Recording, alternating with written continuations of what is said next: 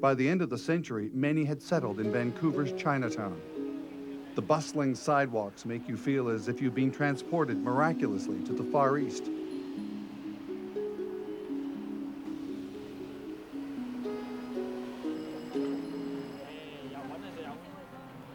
This is Gassy Jack Dayton, an English sailor, who in 1867 came ashore from a seafaring life and opened a saloon. Gassy's bar was popular with the thirsty crews from the Hastings timber mill. Soon, a town sprang up, known as Gastown. Vancouver was on its way. After years of neglect, Gastown's Victorian architecture has been restored, hopefully the way Gassy would have wanted it, including the world's first steam clock.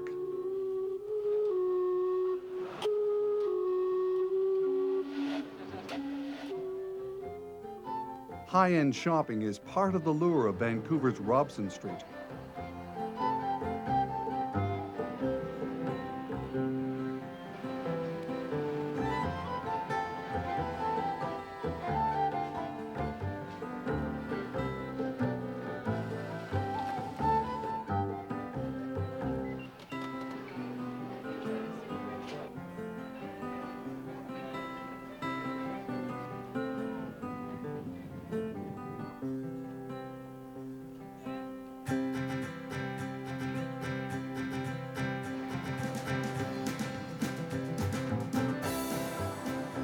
I think the thing that's unique about Vancouver is the setting that we see, the mountains and the parks. Lots of attractions that are good for all ages, like the Capilano Suspension Bridge, Grouse Mountain, Seymour Mountain, some of the canyon areas. Because we have such a mild climate, it offers a lot of these things on a year-round basis. I always tell people the nice thing about Stanley Park is that you can put on your hiking boots in the morning and go hiking alone in the forest and watch a very civilized cricket game for lunch and take your family on a cycle around the seawall in the afternoon and have an elegant dinner at one of the restaurants in the evening. The zoo has an interesting history. It dates back to the 1890s, but over the years they have been phasing out the more exotic animal section of the zoo, and they're focusing more on rehabilitation and conservation of local endangered species.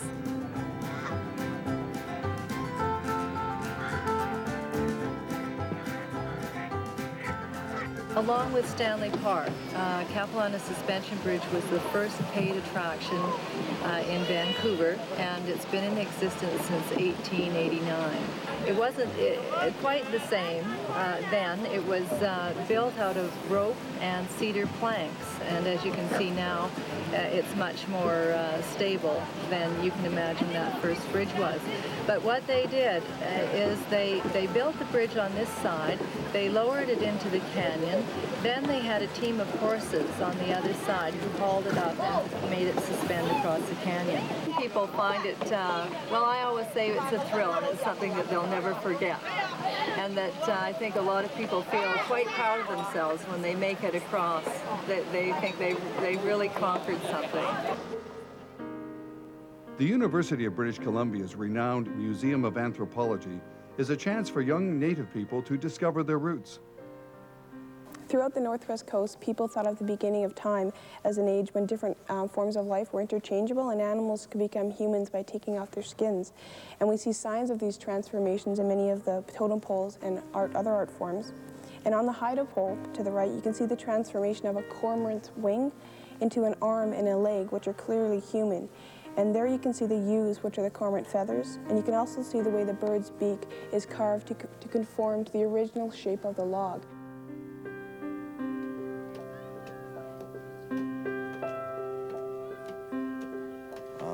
Part of my background is Tsimshian, which I carve in, and I carve in sailor style, which is Squamish. Starting from the top here, this whole part here is a headdress, which is the eagle clan. And these points here, in the old days, like I've used cedar sticks here, but in the old days they used walrus whiskers, which represented potlatches that a chief had had in his life. And coming a little bit lower here, here's the face here. And the eyes are always in this position because Indians in the old days had a very spiritual respect for nature and that. So the eyes are never open, like a native would never look you in the eye. We have a blanket which is wrapped around him and which has an eagle crest on it, which is carved out in red and black. In Tsimshian and the Salish way, red represents life and black represents the spirit world, because we believe that we came from the spirit world here to earth.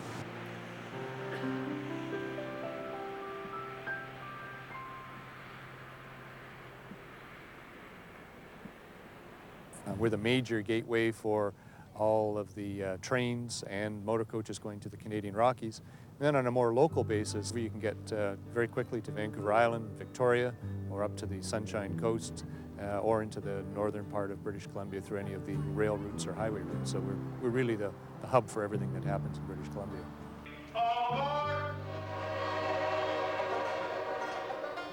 Not all train routes survive.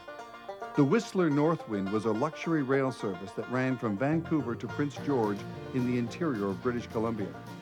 The Northwind was designed as a throwback to the grand and elegant old days of train travel. The excursion started in Vancouver, heading north along the edge of Howe Sound.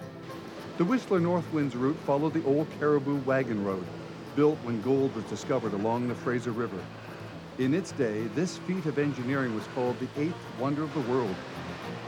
This railway was actually an outgrowth from the eventual collapse of the gold rush era, but it was a long time coming. They built 10 miles of track in 1910, but they couldn't make a go of it. And in 1912, the government of the day took over, and in February of 1912, the new railway was amalgamated, and that was called the Pacific Great Eastern. PGE, Pacific Great Eastern. Soon it came to stand for other names like PGE, Prince George Eventually, or Please Go Easy. Every foot of the way was a challenge.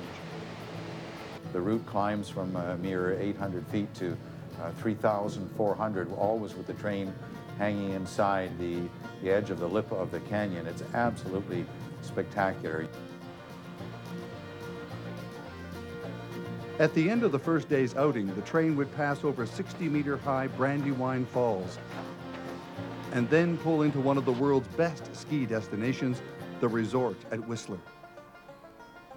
Both mountains, Whistler Mountain and Blackcomb Mountain, run their lifts and gondolas through the whole summer, so people can actually have a mountain experience in a very comfortable way. They see the meadows, the alpine meadows. You may see some wildlife in it. You may be lucky and see a bear.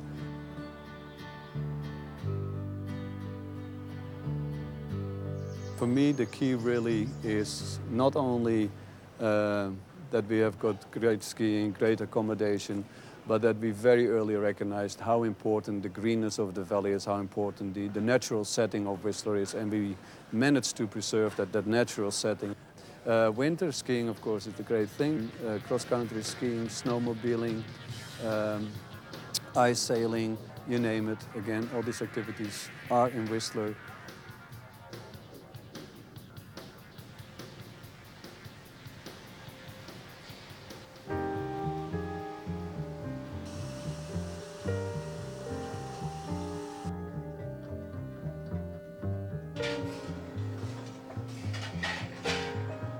In the morning, a hearty breakfast was served before setting out again by train. Destination on day 2, 100 Mile House.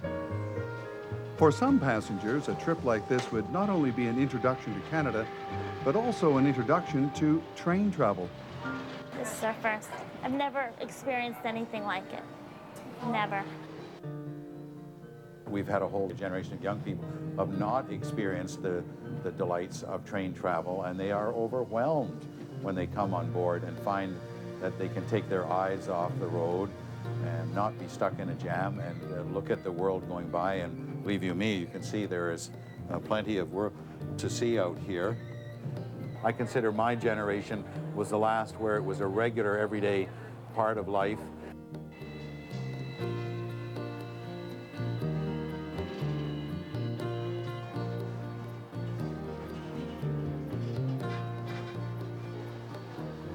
Most train routes don't pass through scenery like this or provide a kind of nature class. In spawning season, coho salmon head home up the Birkenhead River. Ladies and gentlemen, we can see the red bodies of the sockeye salmon as they are making their way up to their spawning grounds. Those of them who are actually lucky enough to make their way up to their burst spots, past the fishermen, past the bears, and up the rapids, the female will clear a section in the gravel, lay her eggs, the male will fertilize them, and shortly after spawning, the life cycle of the salmon is actually over.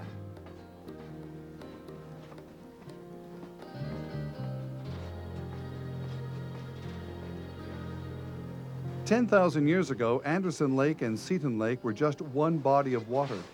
Then a giant landslide forever divided the lakes. The land barrier was settled by First Nations people. The water in the two lakes is a different color thanks to the glacial water entering Seton Lake. This water has come from the Bridge River Hydro Project.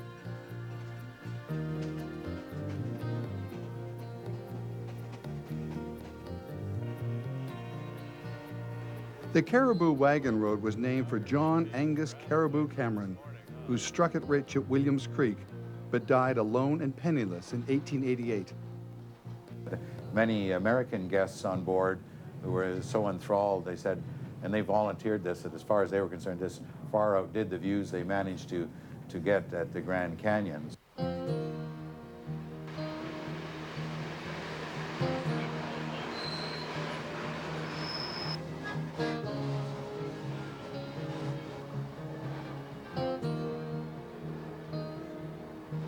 This is British Columbia's cowboy country. Ranches long dominated life here in the Caribou Plateau. Soon the route climbs again. The scars on these granite walls are testament to the back-breaking labor that built this line through the mountains. After the rugged, broken terrain we've just been through, McGillivray Falls appears as a tiny, cultivated mountain oasis. Ginseng is one of British Columbia's most profitable crops.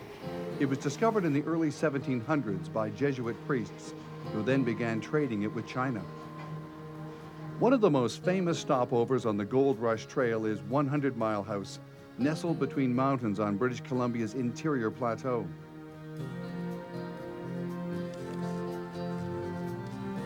New York steak or salmon is wild BC Coast salmon, brought in fresh this morning, and our chicken is free range.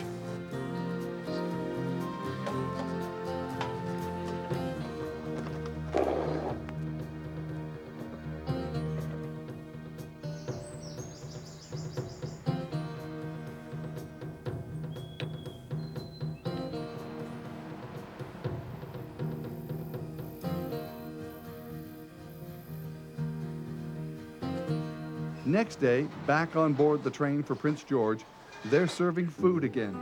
The chef is a very popular fellow.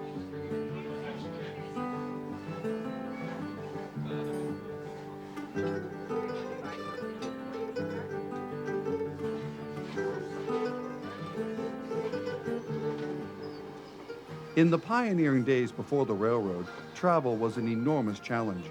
There are a number of places where the old roadways can be seen. You have to know where they are and what to look for. But yes, the topography of British Columbia is sufficiently severe that passageways for travel are often curtailed to the same very narrow strip of ground. Deep Creek Trestle, 100 meters high and 360 meters long. It's one of the highest bridges in North America. Building it held up the railroad for several years.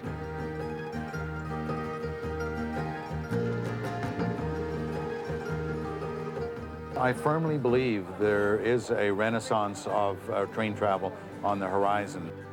Well, we've had a generation going faster. It hasn't necessarily made things better.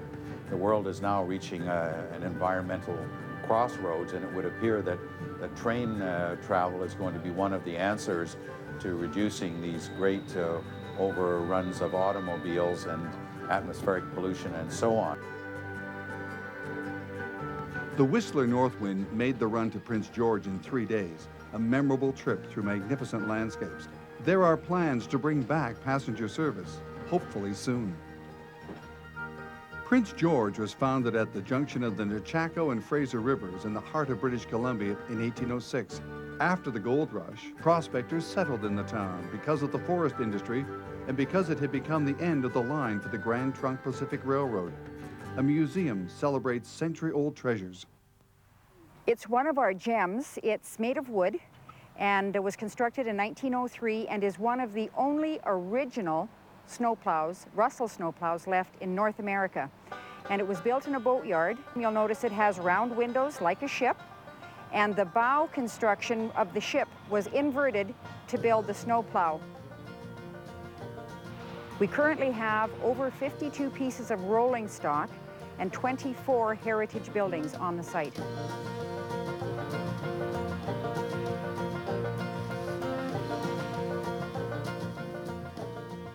This train, called the Skeena, starts its journey at Jasper in the Rockies. Passengers overnight in Prince George and then continue on to Prince Rupert.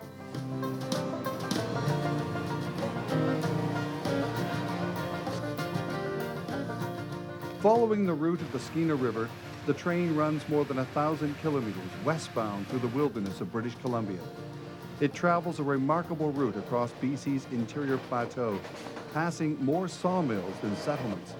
This is a world ruled by the forest industry. Evidence of early bridge building and native traditions have all left their imprint on the landscape.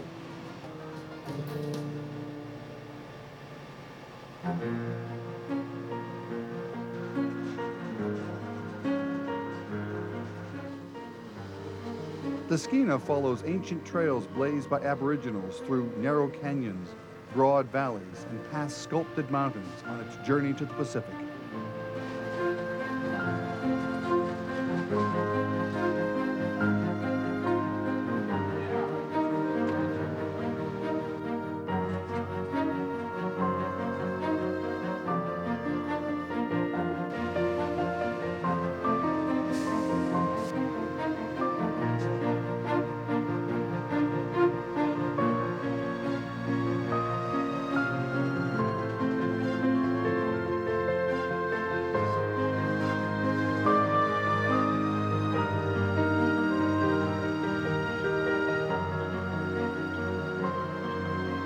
The president of the Grand Trunk Pacific Railroad, Charles Hayes, had an idea for Prince Rupert as a planned community at the end of the rail line. He and his vision went down with the Titanic in 1912.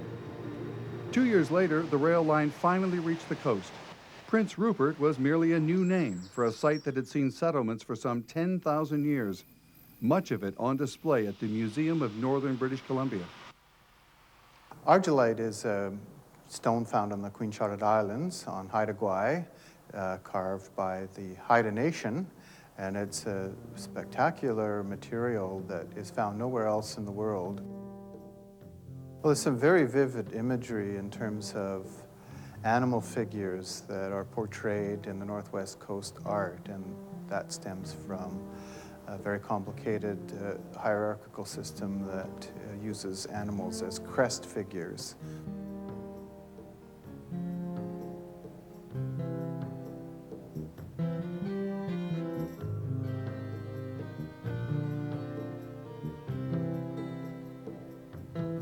Folks not happy with their line of work should check out how others fared in the late 19th century at the North Pacific Cannery. We're trying to take the filling machines and the canning machines of a certain era of time and get them in somewhat of a working order that we can demonstrate the process of the canning of the fish, taking the fish, actually putting it in the can and sealing it. You guys are great! Wow! Oh boy, I'm thinking you guys were right up with this machine here. This machine would go at 30 cans a minute. Working here was tough. Living may have been worse. This is what the First Nations people lived in. These little shacks. This is wonderful because it's brand new. Right. But this is what they had to live in. Look at those beautiful